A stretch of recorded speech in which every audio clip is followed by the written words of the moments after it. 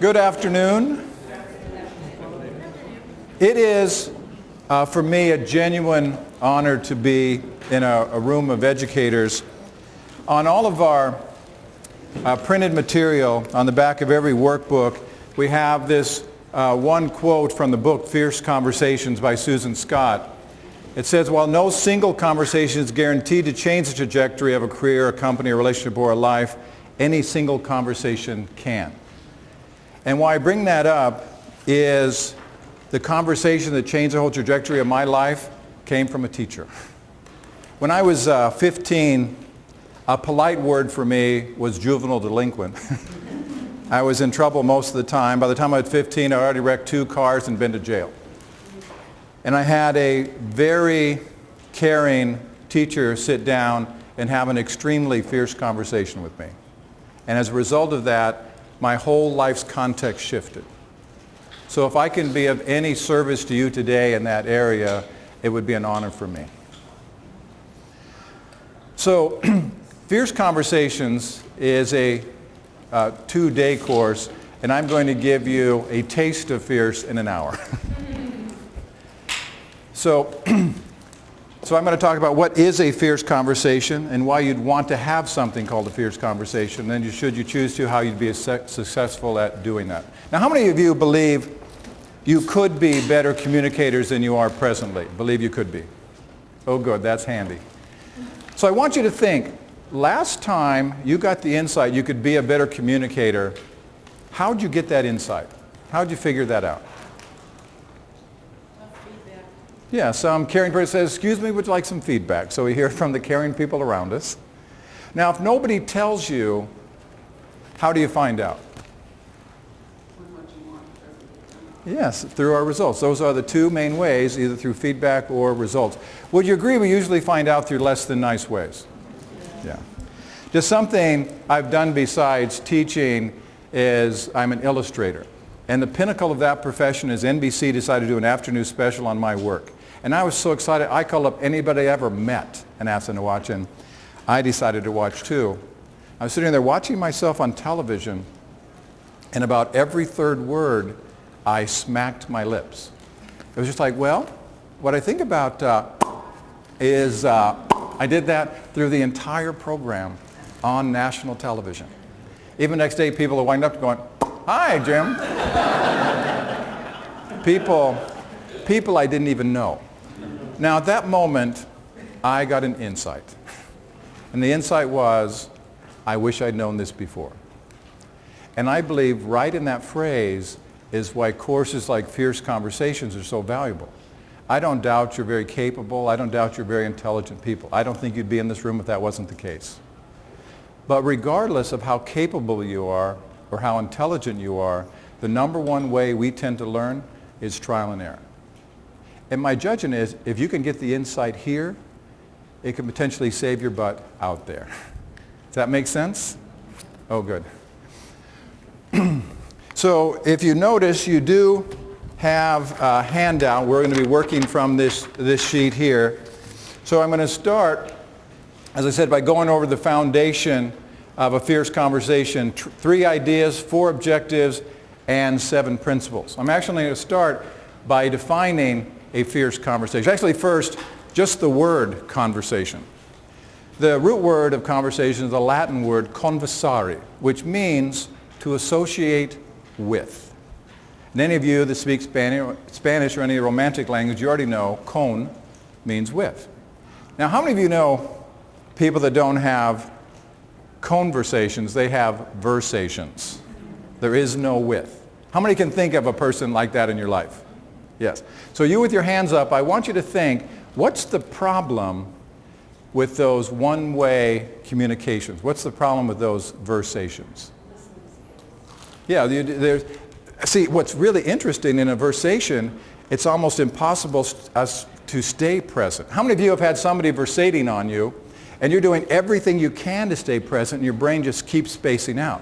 Even in brain research, they think it's almost impossible. See, if I'm not part of the conversation, my brain will wander away to any shiny object that happens to appear. So that is one. And that's one reason, if you notice here so far, I'm not going to lecture to you for an hour. They've actually proven that the average person in a lecture-based format retains 7 to 12% of the information after a 48-hour period, which I mastered in school. I could retain it until I was tested on it, then I would dump it. And I just soon not be a flavor of the month.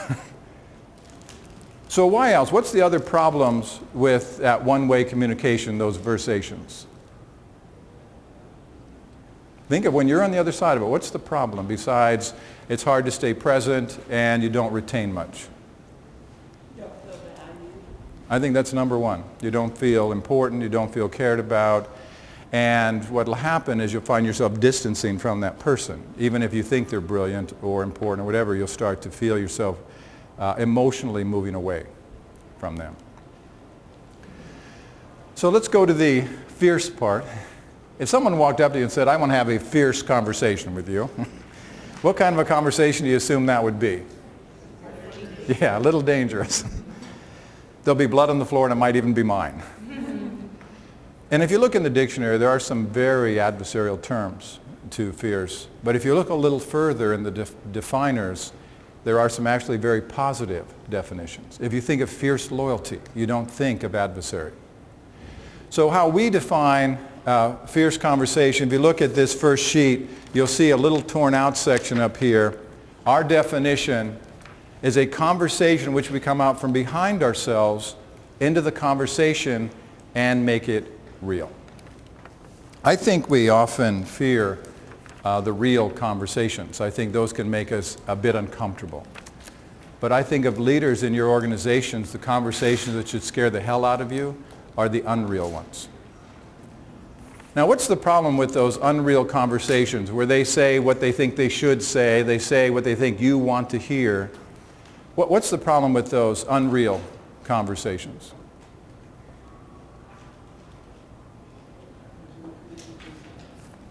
There's no commitment to each other. Yeah, you don't see any real growth. One of my strongest beliefs is any strategy built on fantasy will fail. And when we aren't really building that solid foundation of reality, we're basing it on fantasy. So you really want, as leaders, you want, even if it's an uncomfortable truth, you want to know the truth. And I believe great leaders want to know the truth.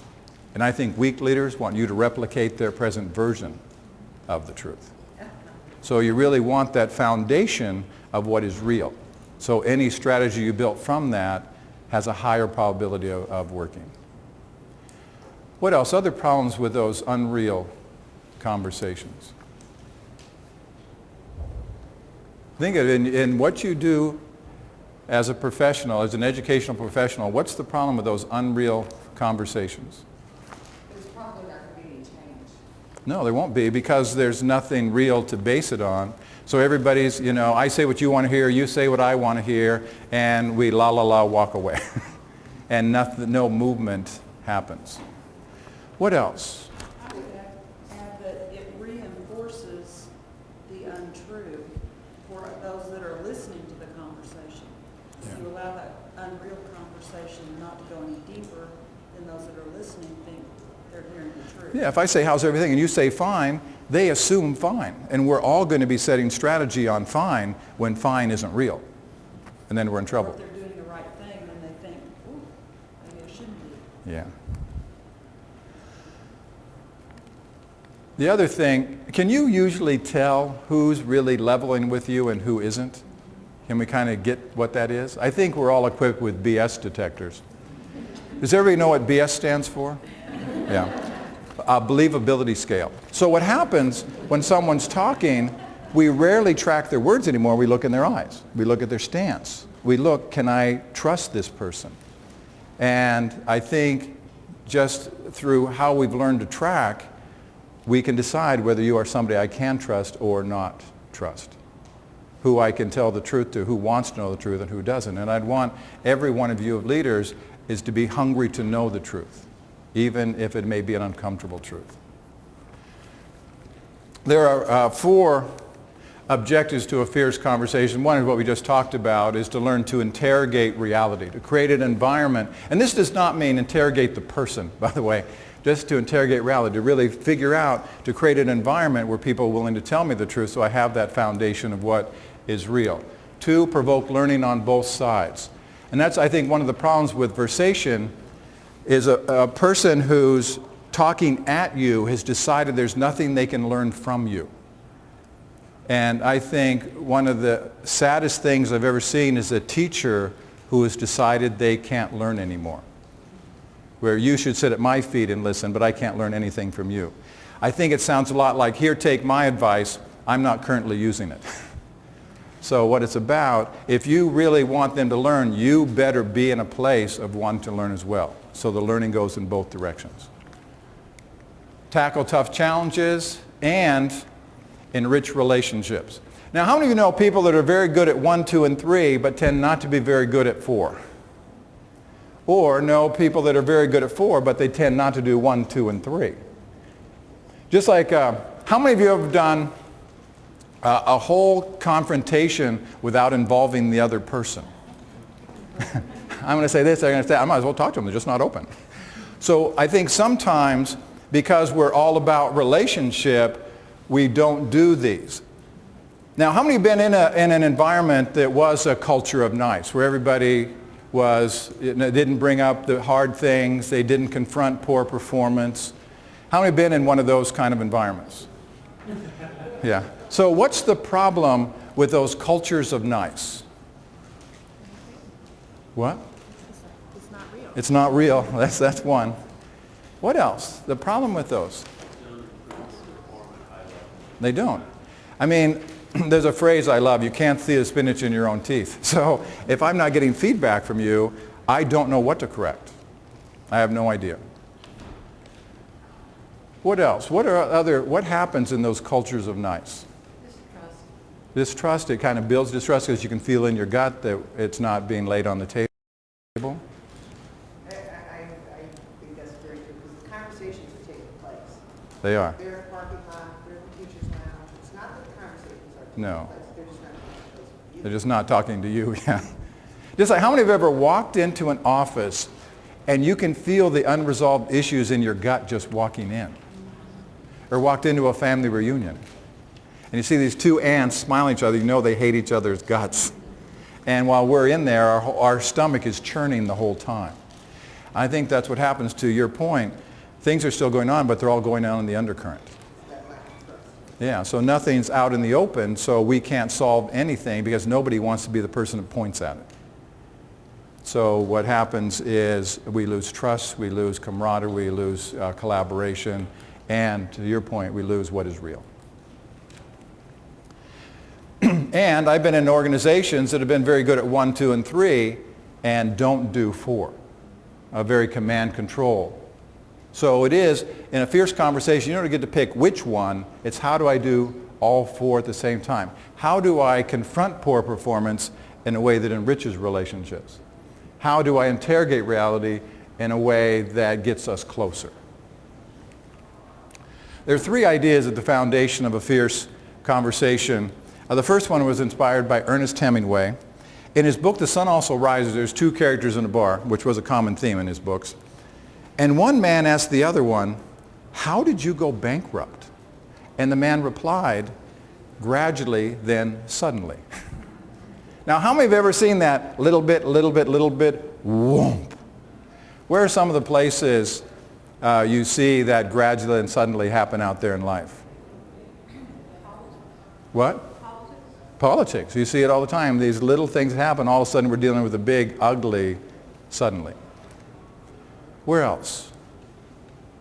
Relationships, marriage relationships, any type of relationship. Yeah, so all of a sudden they come in and say, "I want a divorce." But we didn't, but I would bet there's instances that build up to that day. Where else? I had one woman in the last class who said weight gain. It happened 1 Cheeto at a time. So, and different things. So, and that is how, and I believe great leaders track trends. They want to know the trajectory all the time. I just love that you're doing time track. You're really starting to see what is real. Not what you say is real or should be real, but you're really starting to track reality. So I think great leaders track trends. I think weak leaders don't wake up until suddenly. and that's when they act. So you come in and say, I want a divorce, and I say, I think we need counseling. Is it pretty hard to shift trajectory at the point of suddenly? It is. Just like the present economy here in the United States. 20 years ago, it would have been much easier to solve it than the suddenly we're dealing with right now. Or you take a student, a poor student who's never been worked with properly, and once they get to the point of a terrible student, it's really hard to bring them back to one that's just moving off trajectory. So I'd like you to write this down on the space provided. This is the first idea.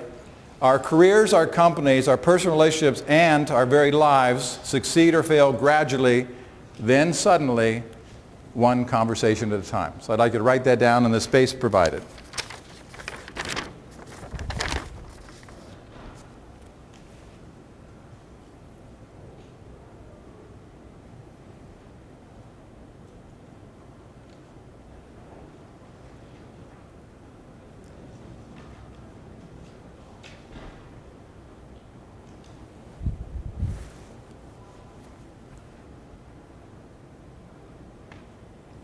So our careers, our companies, our personal relationships, our classrooms, our schools, our very lives succeed or fail gradually, then suddenly, one conversation at a time.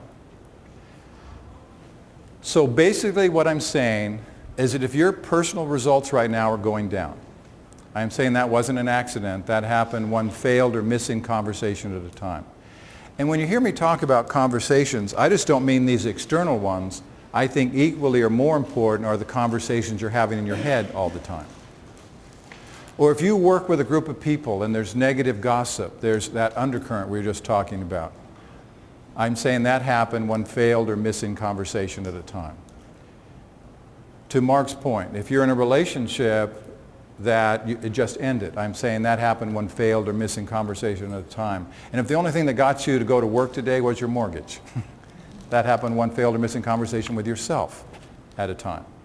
Now I want you to hear, I said failed or missing. I think we fear the failed. I'm going to say something stupid. I'm going to alienate somebody. I'm going to say the wrong thing. I'm going to embarrass myself. I think we fear the failed.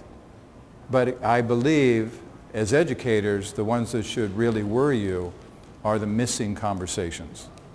Now, what's the problem with the missing conversations? The one you know you should be having, but aren't. What's the problem with the missing conversations? What? Oh. The issue can just keep building.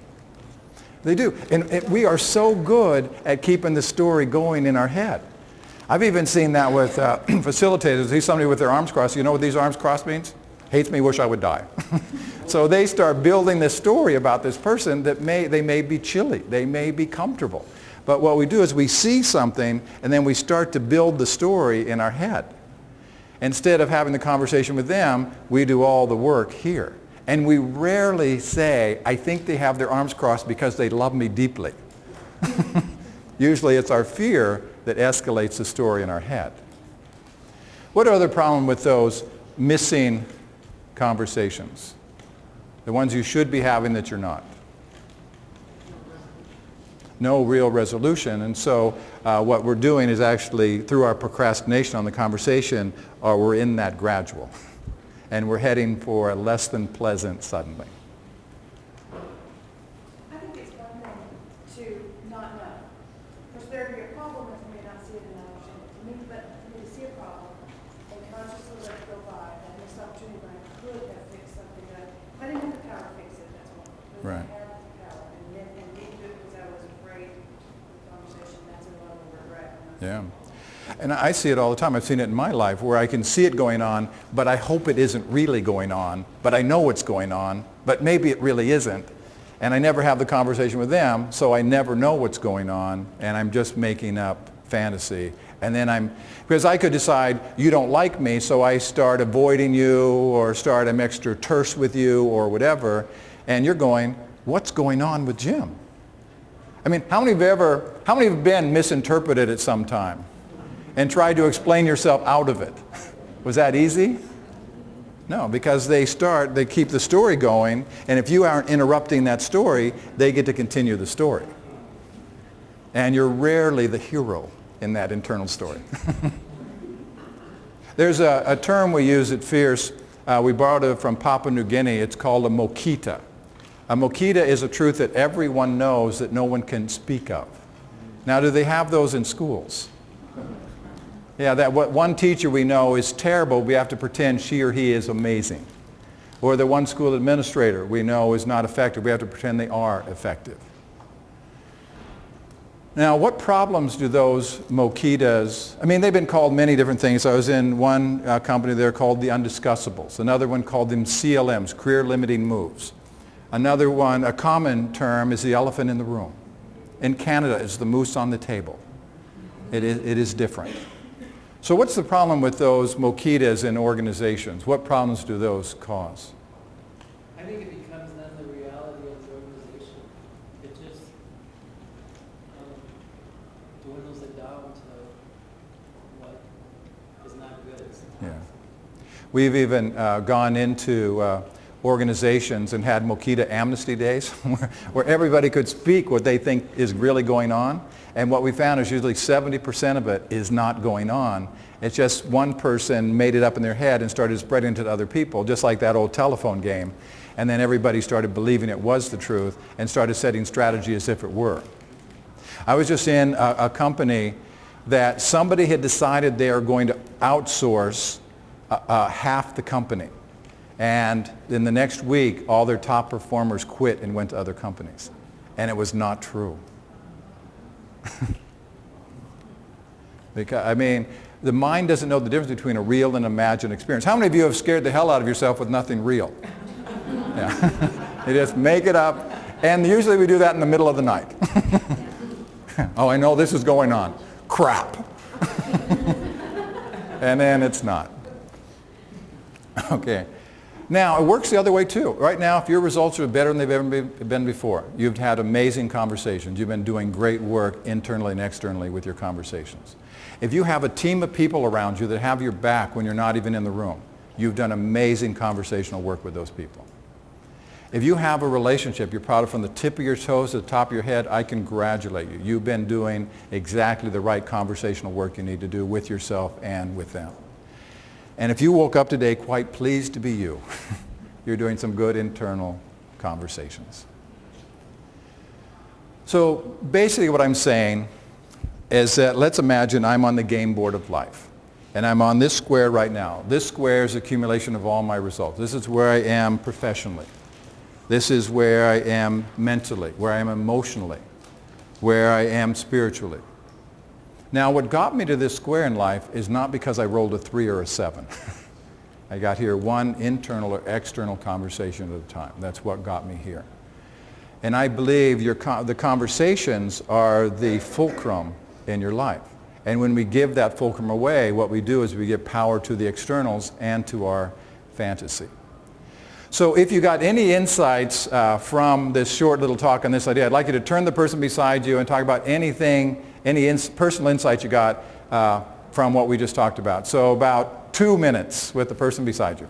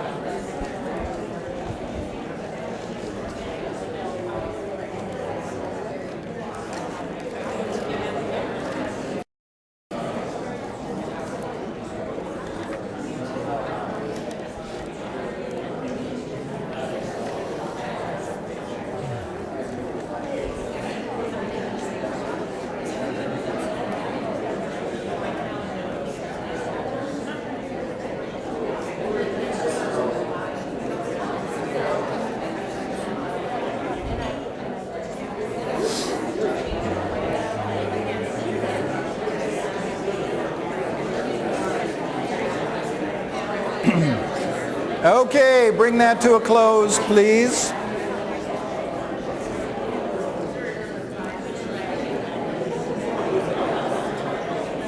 Something I forgot to say when I started is when I'm a participant in a class, one of the things I hate is when I'm in the middle of a conversation, the person up front starts going shh, shh, shh. So I don't do that.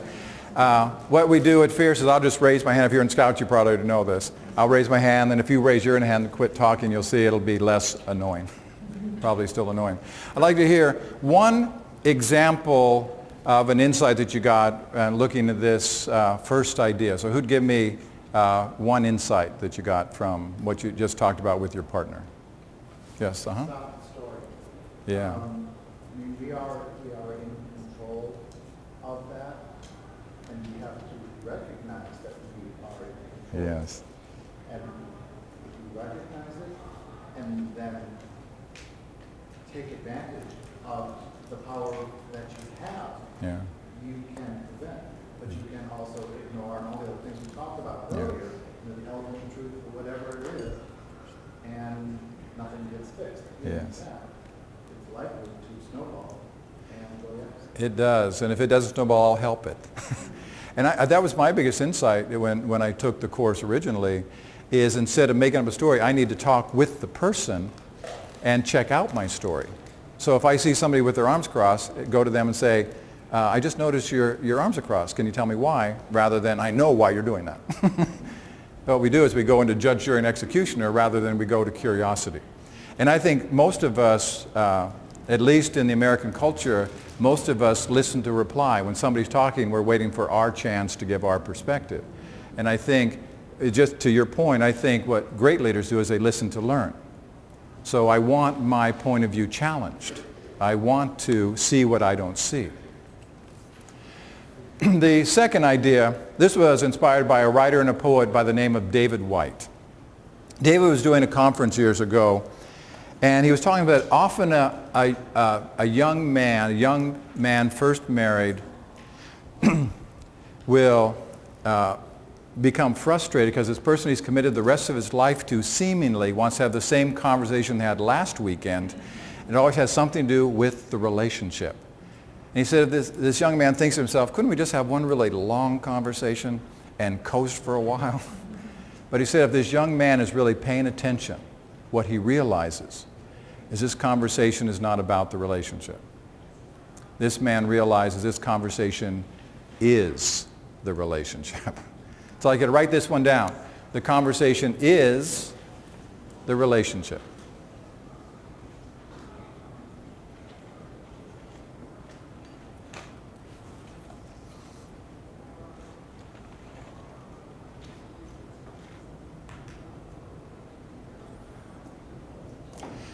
I was doing a talk at a research facility. It was 30 people in the audience, and they were all rocket scientists, so pretty linear thinkers. And I just finished this part, and this young man raised his hand. He said, Jim, I understand this one. And I said, what? He said, it's an equation. He said, in mathematics, is and equals means the same thing. So he said, so Jim, basically you're saying the conversation equals the relationship. So he said, if you have deep, meaningful conversations, you will end up with a deep, meaningful relationship. If you have surface conversations, you're going to end up with a surface relationship.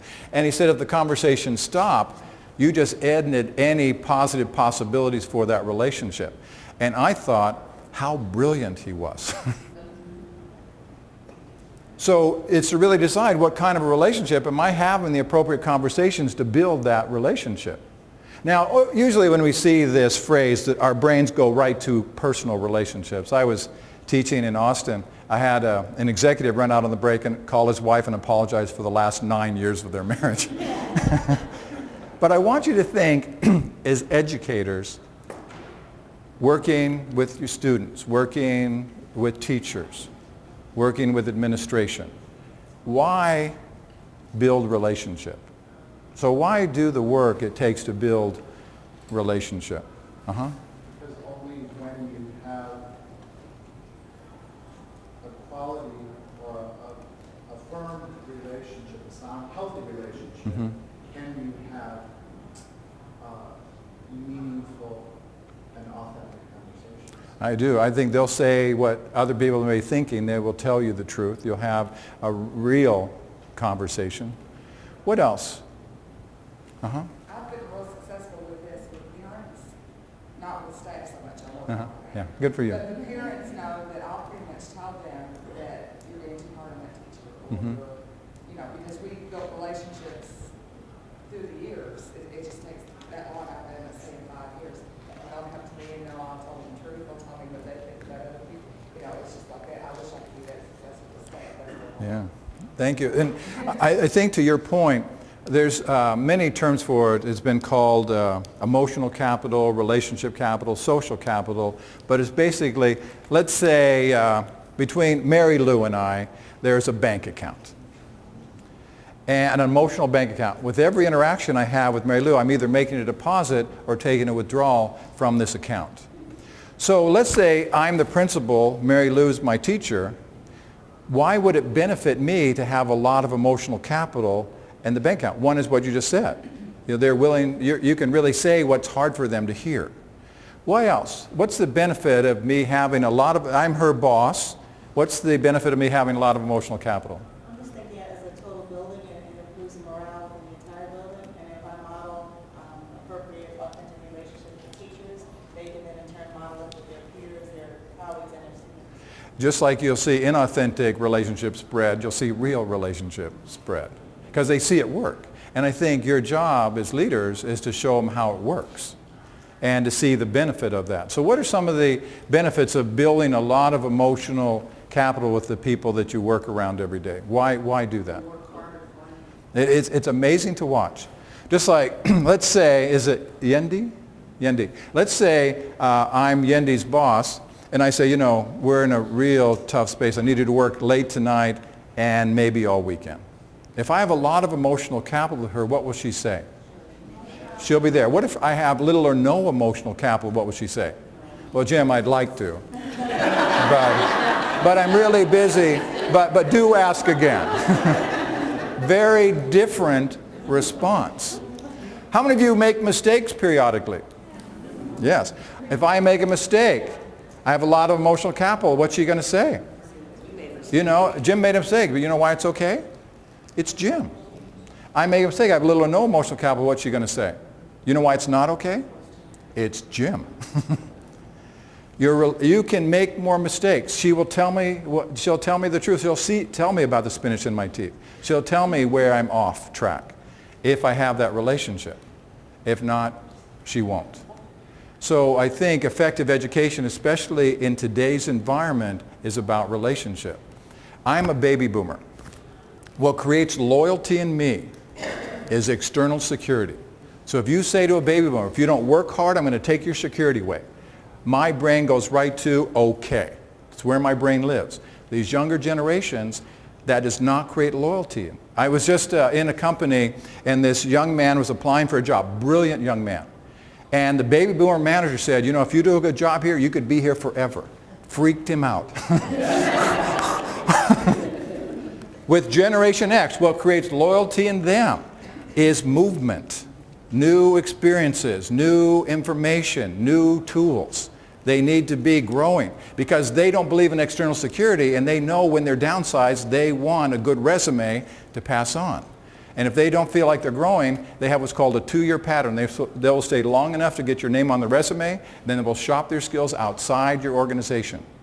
And I want you to know you will lose your best and brightest first because they have the options. This new generation, Generation Y, what creates loyalty in them is quality of relationship. Your students are in that. Quality of relationship matters. So if they don't believe there's a good relationship, they have what's called a 6-month pattern. They will, if they aren't happy, they leave, and they will move back in with their baby boomer parents. More important today, what really motivates people is emotion. The 2002 Nobel Prize in Economics. Now, this is the first time I went to somebody outside the economics field. Went to a Princeton psychology professor by the name of Daniel Kahneman. Daniel proved that as human beings, we make decisions emotionally. I thought was fascinating is he even tracked people that thought they were purely head-based, purely linear thinkers. And what he found is they would make the emotional decision and quickly justify it with rationale. We are emotionally based creatures. We are motivated by emotion. Just like a simple one, how many of you shop someplace where you pay more money, but you go there because you like how you feel when you're there? Or how many of you ever said something in anger you wish you hadn't? We are emotionally based creatures. So what it's about is taking the time. And I want you to know, with every interchange, every conversation you have with the people around you, you're either building or losing emotional capital. I've seen many administrators, many principals walk down the hallways of a school looking busy and a bit pissy. And I want you to know, every step they take, they are taking withdrawals. And I'm not saying you have to go hug them and go to their house for barbecues. I'm saying notice they're alive. Look in their eyes. Good morning. Smile. You will make a deposit. If you don't notice they're alive, and that's when we baby boomers tend to think busy means we're competent. So we want to look busy and a bit annoyed. Don't do that. It's more important today than it's ever been before. So turn to your neighbor. If you got any insights about the conversation is a relationship, please talk to your partner. I'll give you 2 minutes for that as well.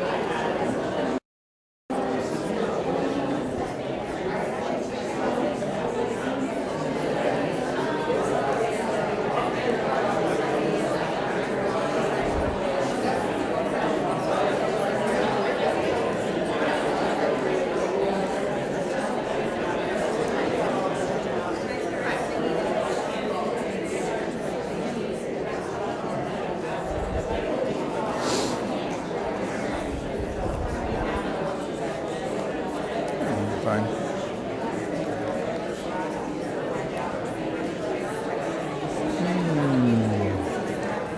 Okay, bring that to a close. So I'd like to, who's got an insight they could give us from relationship talk? Just one insight. Who's got one? It does. See, even if you're extremely selfish, this is a good one. Makes your job easier. There's never been an organization that's ever done a favor for anybody. It's always somebody in the organization you have a good relationship who does the favor. So it makes your job easier. And I think if you live in an adversarial environment, it's hell. You know, I do a lot of exit interviews, and I've had many people say, I say, why are you leaving? Because of that person. You know, and again, you'll lose your best and brightest first. So I think very simplicity, what you said is so true, is it just makes my life easier if I surround myself with people that I'm connected to and I like. I mean, think how many hours you spend doing what you do. Well, I think of, I'm sorry, I think of the Then over here. experiences. I do kindergarten recess, and when I first started doing it, I was like, oh, I can't. And so then I just decided, you know what, I'm going to do this and I'm going to make it fun. And so I got to learn all the kindergartners' names. I made a real effort for it. So then when I see them coming to the kindergarten, to the lunch line, I say their name. And then, you know, they go like, I can't zip my zipper up. Maybe an issue. You can't say I can't. You can say I need to learn and I need some help. And then you just see all these little kindergartners looking at like little Nathan trying, and then they'd be zipping up their zippers. So it's kind of like that emotional relationship. Good for you. Really becoming their friend or encouraging, and then they trust you more. It's like, you know what, I can do this because you care about me. How nice. So I think that's something that I reflect on. Thank you. Over here? My principle is all about relationships, and it took me a minute to figure it out because in the morning I am scheduled. My time timer is done, and you're going to be here and here and here, and that's what I was sharing with my partner. She's in the hallway going, good morning, did you have a good night? Did you all go to that Lakers game last night? Did you, you know, with the teachers coming in, I'm like, let's go. And one time she looked at me and she said, "This is important." I said, because it's that personal, you know, I'm here, are you okay? You know, we're gonna have a great day, that kind of thing. Set the tone for the whole day. And it doesn't have to take a long time. I mean, and one thing I want you to hear in this, how many know people that spend all day relating but they don't get any work done? Yeah, so this is productive relationship. So smoozing is not emotional capital. It's the more you can have it tied to what is the productive things going on, the better. Which to this next point, I've been teaching communication skills for a little over 30 years, and I believe the number one outcome to most communication is misunderstanding. Just how many of you have ever been in a meeting, you leave the meeting, and you talk to somebody in the exact same meeting and realize you're just in the same different meeting? Or you say something, but you know you're clear, and they parrot back what you said. It didn't sound close to what you meant to say. Now, what are some of the problems that occur through all this misinterpretation and misunderstanding? What are some of the problems that happen out there? Can I just Oh. add, I don't know if this is going to your next point or this is part of the Hopefully. last point. Me, myself. But I think one of the things that I have, as I reflect on, particularly this school year, I'm the principal at my building, and I have a new assistant principal. And she is outstanding as it relates to content, but she is struggling significantly with the relationship piece. Yeah. And I, just as I reflect and hear other people talking, I believe that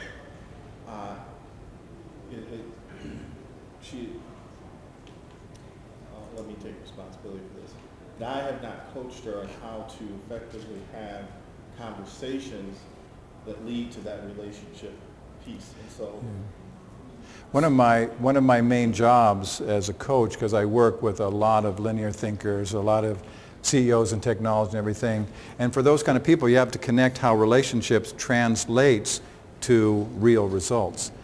Daniel Goleman did research, and so I'll just ask you this. In today's marketplace, presently now in the United States, what percentage of success is dependent on your IQ, how smart you are?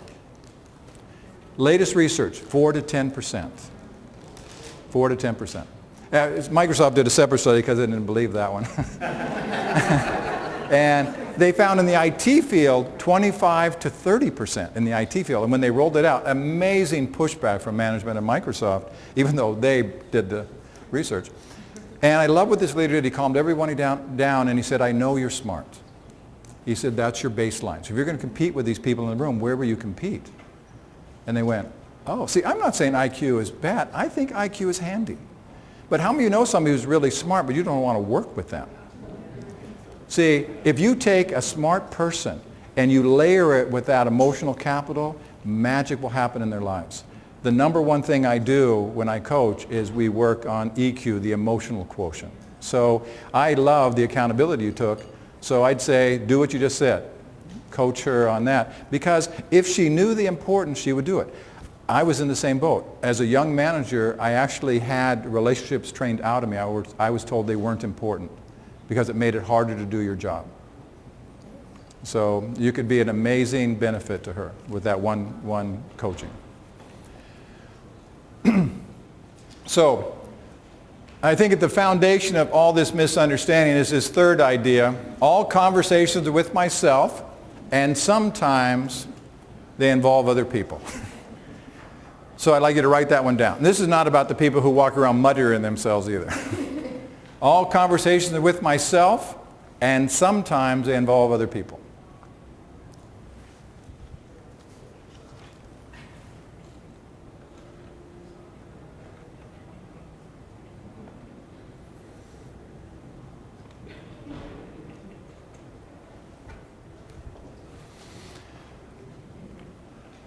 Now, what this idea has to do with is something called context. That every one of us, we have our attitudes, we have our beliefs, we have our opinions, and if we hold them long enough and strong enough, they simply become the truth.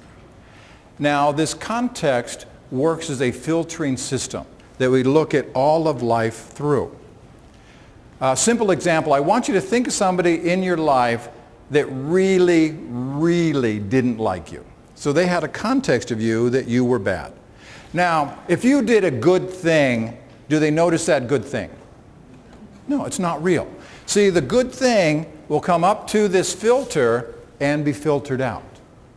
Now, let's say they're forced to look at the good thing you did. What might they do with that good thing? Change. They could discount. Okay, you did one good thing out of 10,000. I doubt that counts.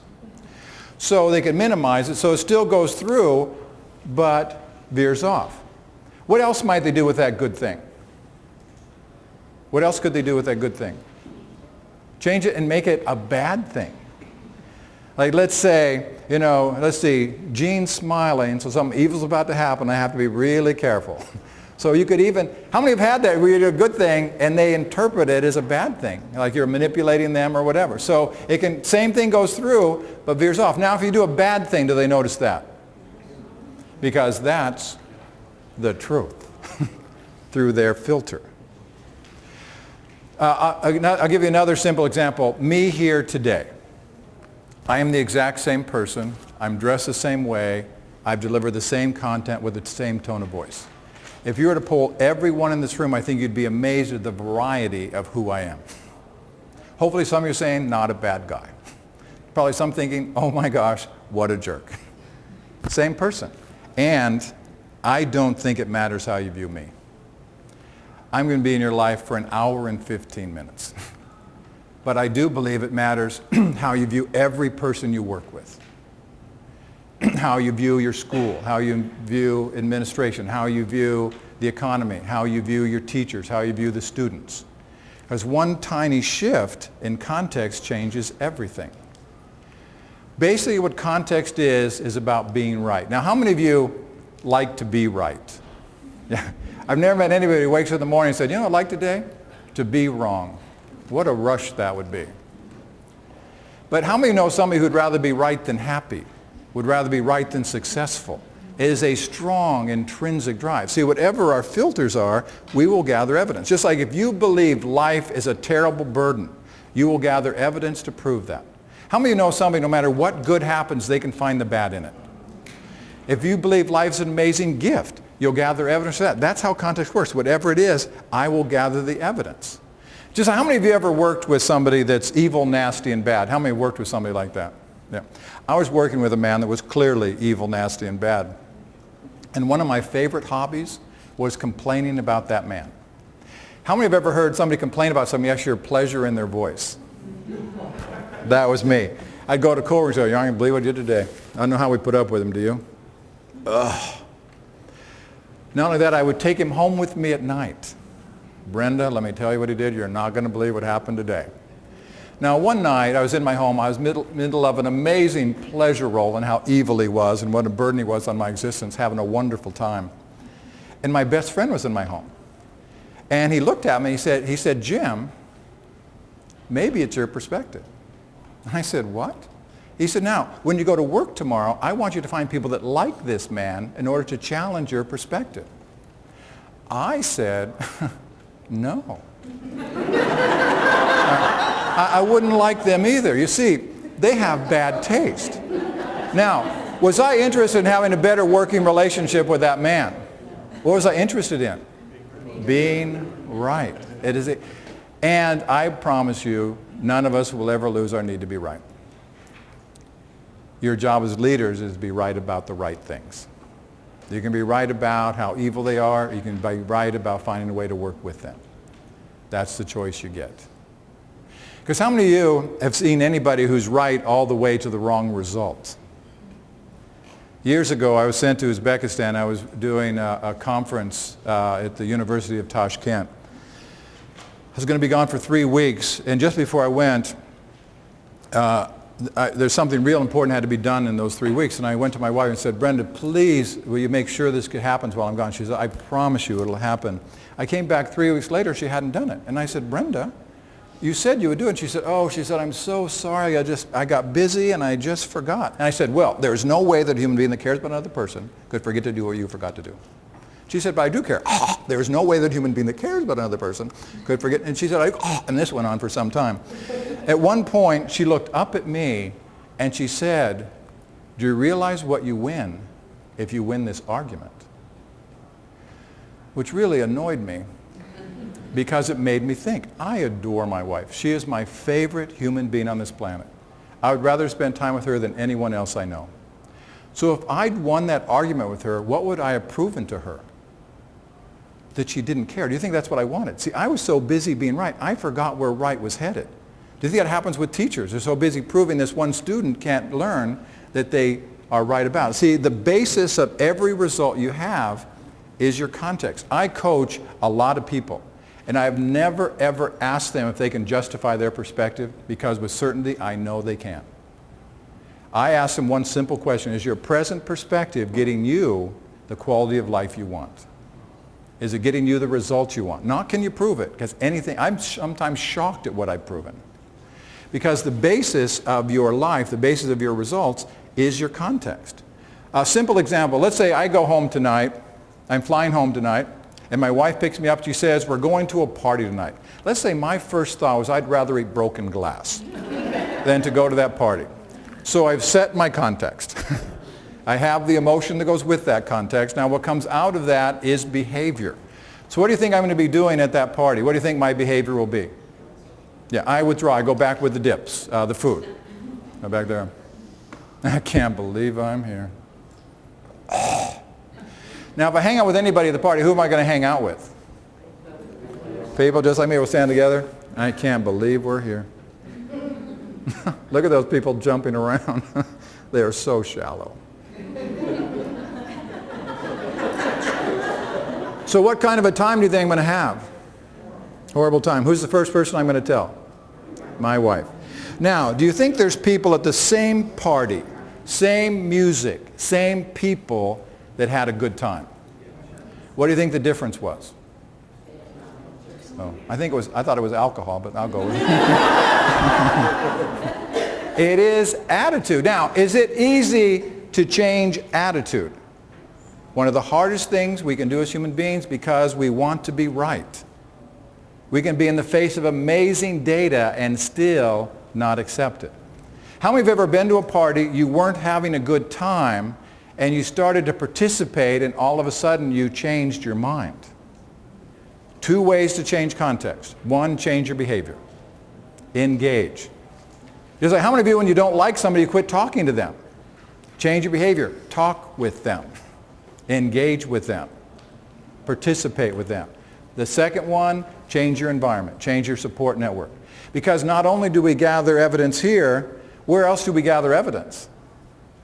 From other people. So let's say Renee's my boss, and I come to Renee, and Renee, I've been looking why I'm not successful in this school. I've talked to enough teachers. I think I'm right about this. It's you. If you were a better leader, I'd be a success today. So I watch her, and if she does a good thing, I don't notice it. The bad things, I escalate in my brain. And the other place we gather is around us. So I come over here and I go, just in Renee's office. Hard to work with, don't you think? Yeah, do you like her? No, see, this woman has what we call clarity. She sees the truth. I think she's brilliant. She's brilliant. So I come over here, and do you like Renee? Okay, brown noser. So the people that agree with us are brilliant, and I may even want to spend more time over here to help him. You know, there's things about her you don't know. Now, does that create some divisiveness in our organizations? I think it's one of the top sports in our organizations. We start gathering support for our... So if I want a better working relationship with Renee, who should I be talking with? Renee, for sure.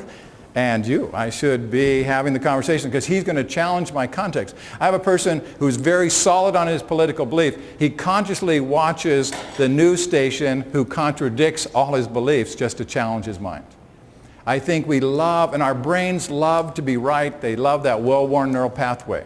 Best thing you can do for your brain is surround yourself with people that think differently than you think. And it will annoy the hell out of you. But will help your brain. So I'd like you to turn to your neighbor any insights you got about context, about the third idea. all conversations with myself, and sometimes they involve other people. So a quick 2 minutes with your neighbor.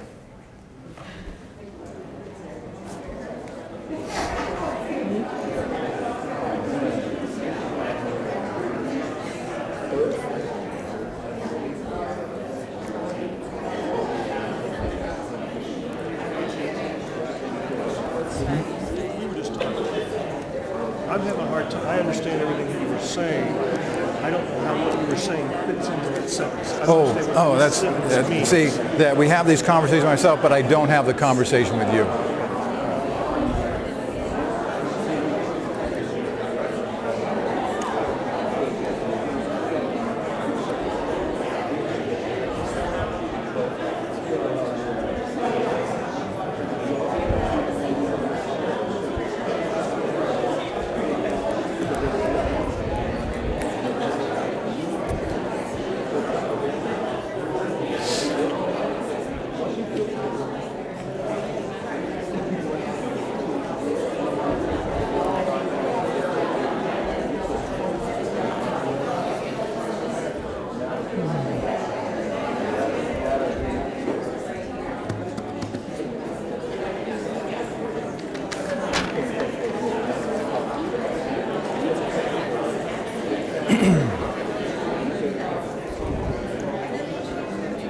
Okay, so I'd like to hear an insight about this idea around context, those conversations I have in my head without having them with you. So what's an insight that you got from this one? Uh-huh. You were talking about the little scenario that you did there. As a SAM for my principal, I hear from the teachers lots and lots of different things. Mm-hmm. Some of them good, some of them not good. Yeah. You know, I mean, there's kind of a gamut. And so then I try to think to myself, okay, I really want my principal to know these things, but I kind of need to filter them a little bit because otherwise I'm just going to beat her with a bat to the ground with some of the things that I hear. And there are certain people that are just so harping on the miserable. Yeah. She's awful, and she's this, and she's that, and she's this. And my comment to them is, what are you doing here? If she is so awful and miserable, why are you here? Yeah. Well, I'm not here for her. Yeah. Okay, great. She's still your boss. Yeah. So I guess that's. Okay. I have lots of conversations with myself about that, but I'm not sure how to push. Okay, You know, I'll talk about that. I'll take it back to Renee, my terrible boss. Actually, I'll take it off her. Let's say I work with a leader that is terrible. Do those exist? Mm-hmm. Yes. And I want you to hear, I'm not saying to try to convince them they're good. See, I'm not a big fan of positive thinking. I'm a fan of effective thinking. See, what tends to happen, and what I heard in what you said, is if I say if this leader were different, I'd be fine. Where's the power in that equation? I just put them in charge of my success. See, that's the problem with that strategy. And I tell you, now why do we put the power of the equation with them? If they were different, I'd been fine. If I had different students, I'd be an amazing teacher. If the structure was different, I'd feel good. Why do we put the power of the equation outside of ourselves? Because it's not me. See, we know where the problem is, don't we? Absolutely. Yeah, not us, right? See, we're the good ones. Right. And I think if she changed, we'd be happy, don't you think? Absolutely. Yeah. Don't talk to him. He doesn't understand. He doesn't understand. I think somehow she's got him under her spell. Yeah. So, see, what happens is then we put our power outside of ourselves, and I think when I coach people, I don't try to convince them that their perspective isn't right. I say, so given they are this way, what can you do to be a success? So to put the load, and even the keynote this morning was talking about, put the load back on them. Because what we try to do is convince they're good, but they were like at a keto master, will bat all that away because they've collected enough evidence to prove you're wrong. So you have to go with present reality. Given this is terrible, what are you going to do? Versus trying to convince them it's not terrible. And what will happen, see, what you're doing right there is forcing them into participation. Remember, what changes context is participation. So if they get into action, the chance of them moving out of that context is higher. So to me, as a coach, that's the only thing. I'm trying to get them to see my context as fantasy. Jim, you talked about changing mind, behavior, environment. I've heard two different perspectives on changing. What do you change first, their behavior or their mind? And the thing, what somebody gave me as an example, they always said, you may never change your mind about eating, but if you change your behavior about what you eat, then you can fix the things about you. Some people say, so what do you change first, mind or behavior, behavior, mind? So when I'm talking to teachers a lot, it's like, I believe if you prepare differently, which changes your behavior, your mind may change. Yeah. But they fight it all about. What's your take on it? I think I'll go with whatever works for that person. Sometimes they can get an insight, what's called a self-generated insight, which will pop them. That's why good coaches don't give advice. They draw you out and you get the insight, and when it jumps out of that well-worn neural pathway, that's when change could happen. So if that happens, yay, but if not, get them into new behavior. So either, I don't care actually which one, as long as they move in a direction which adds to the quality of their life and, in my job, the people that are teaching for my organization. Now I'm going to quickly go through 7 principles. We have about 10 minutes. This will be the fire hose edition. First one is to master the courage to interrogate reality. This came from Ronald Heifetz, who is the head scholar for Harvard's John F. Kennedy School of Government. He said, mastering the courage to interrogate reality is a central function of a leader. And I would add any highly effective person. So it's to find that foundation in reality. I was on vacation years ago, and this older man and I were talking about all the trips we've been on. And at one point he said, what do you think the most important part of taking a trip is? And I said, you got to know where you're going. I think that's real important. He said, nope, you're wrong. He said, you got to know where you're at. He said, no matter how good your map is, you know where you're at, you're lost. And I thought, brilliant old man. Which, when I just thought of it, is about my age now. Actually, I heard a great student gave me a great Zen quote. She said, the quote was, you can't get there from not here. You got to be hungry for that reality. 2, come out from behind yourself into the conversation and make it real. I think often we train ourselves to be the right person for other people. We have one face for our students, another face for the principal, another face for clergy. And I had a woman who she said she was a chameleon. She was the right person for everyone, and she said she woke up one day unrecognizable to herself. She'd lost self-concept. I think what works in life is to ground me in what is real for me in service to you, not to give me up for you.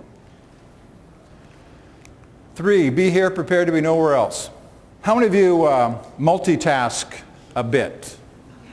How many of you believe you can multitask and stay present in a conversation? I always believed I could. My wife would even tell people that I could read a book, watch television, and have a conversation with someone. One night I was doing that with her. And she said, you're not listening to me. And I could repeat verbatim exactly which I want you to know really annoyed her. In the ensuing 4-hour conflict, what I realized is she didn't want me to collect data for her. What do you think she wanted? Emotional presence. It was a big insight for data collecting brain of mine. I was trained as a hospital physician, and at an observatory, my mentor for 3 years told me, she said, you need to be where you are now. Yes. Because I would be playing, but I was thinking about a sneakers box. Yes. I wasn't there. Yeah. I was physically there, and I was doing stuff, but I wasn't there. It makes so much difference. Even I had a woman in a course. She stood up at this time. She said, Jim, I'm a multitasker. And she said, I'm always going to be a multitasker. She said, I just got an insight though. People aren't tasks. So feel free to do several stuff. You know, 2 things will not. See, just like let's say I'm on my computer and you walk in And I go, no, keep talking, I'm listening. Now, is it possible I could retain the date of your conversation and do this? What message did I just send to you, though? You're not important. So to his point, one, I don't think we're as effective because we aren't emotionally present. Second one, even if we think we can do it, the message it sends, we lose emotional capital. 4, tackle your toughest challenge today. How many of you procrastinate a bit? Okay, stop that. 5. Obey your instincts. We are getting messages all the time. University of California did an amazing study, I thought. They wanted to track impact of communication. And through their research, they believe the words you use, 8% of the impact. Tone of voice, 37%. 55%, everything else. Just like how many of you have ever read an email and given it a negative tone? So you didn't have, you only had the 8%. Could you say those again? So 8% the actual words you use, 37% tone of voice, 55% everything else. We are tracking all the time. How many of you do work on the phone with people? Now, usually on the phone we are less present. You need to be more present because all you have to work with is tone of voice. How many of you have been doing something else while you're on the phone and they catch you, even though you believe you said on the right places? They caught that in the 37% in your tone. The generation that does a lot by email, I'm struggling with. Yeah. What's interesting, I've done for the last 3 years, done amazing research on different generations. And the Gen Ys, who are right now the texting and emailing generation, what's interesting for them is they create relationship and they use technology to maintain it. So they don't create it that way, but they maintain it. They stay in contact. That is how they feel more secure, is by doing that. But I really have studied my 22-year-old daughter and watching that. The other thing is board games have gone way up with that generation. See, the Generation X, they use technology to isolate. That generation uses it to stay connected. But they tend to want the real relationship as well, but they just use it to stay all connected all day, which I can't even imagine, but they do. 6, take responsibility for your emotional wake. I have a conversation with Mary Lou. As I walk away, just like a boat leaves a wake, I just left an emotional wake. The higher you are in your organization, the deeper the wake you leave. I learned this the hard way. When I was a young manager, I had 24 people that reported me. And one of the ways I bonded with those people was through sarcasm. Now, how many of you like sarcasm? I love sarcasm. Actually, I looked sarcasm up in the dictionary. The root word of sarcasm is a Greek word, sarkazo, which means to rip flesh from the bone in a dog-like fashion. And that's how I bonded with others.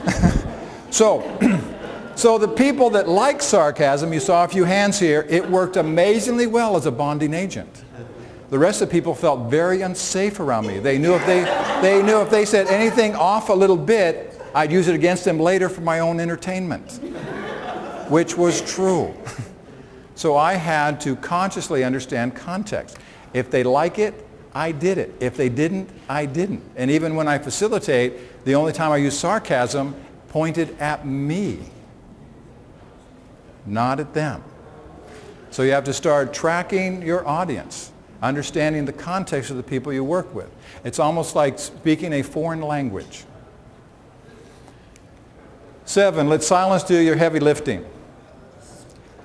The American culture is a noisy culture. We are noisy. We like noise around us. I'm designing a negotiation course for Fierce right now. And in general, Asians are better at negotiation than Americans because they will ask for something and they go to silence. It makes us very uncomfortable.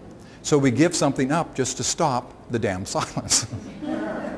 So in communication, what is the value of silence? What? Requires a response. Yeah, so they engage, so you don't start speaking for them. So if you want to find who they are, allow silence, especially with internal processors. I am an external processor. I think out here. My wife thinks inside of her head. So I would ask her a question, she wouldn't answer me. So an external processor, so they don't answer you right away, they are ignoring you. So I would ask her a question, she wouldn't answer away. I felt ignored. So I'd wait several days, which was probably 5 minutes, and I'd say, you aren't answering. She said, I know. I'd wait another few days, 5 minutes, and say, I know, but you aren't answering me. She said, yes, I'm thinking. Oh, so now, when she doesn't answer me, I say, are you thinking? She says, well, duh. We have different styles. So you have to give an internal processor time to think. The other thing is, it allows more emotional depth in the conversation. Silence will allow more emotional depth. So I want you to think, given these 7 principles, and on your sheet, I'd like you to put the one that you think would most benefit you to work on. Just put a number down here, the principle I'll focus on for 30 days. Because how many of you got at least one insight from this hour and 15 minutes we spent together? At least one insight. One of my strongest beliefs as a facilitator, an insight not put into practice is a major waste of time. So my challenge is, you have this evening, you have all day tomorrow, whatever that principle was. If you don't listen well, see what it's like to listen to learn versus listening to reply. If you don't allow silence, see what it's like to say something and wait uncomfortably until they respond. So my challenge is, any insights you got, put them into practice. Also, if you want any more information about what it is Fierce does, the person in charge of schools for Fierce is Janet Irving. This is her email address. Don't put the space between Janet and at. So it's janet@fierceinc.com, and this is her phone number. So if you want any more information about what we do, plus this second sheet has all this. How many of you have difficulty confronting poor performance? I would highly recommend tomorrow afternoon, Troyce, who is one of our facilitators, is going to do a whole talk on how to effectively confront. So I would highly recommend so I want to thank you. I love being around teachers that are also good students. And I really appreciate your presence and your curiosity, and I wish I could spend 2 more days with you. So with that, thank you.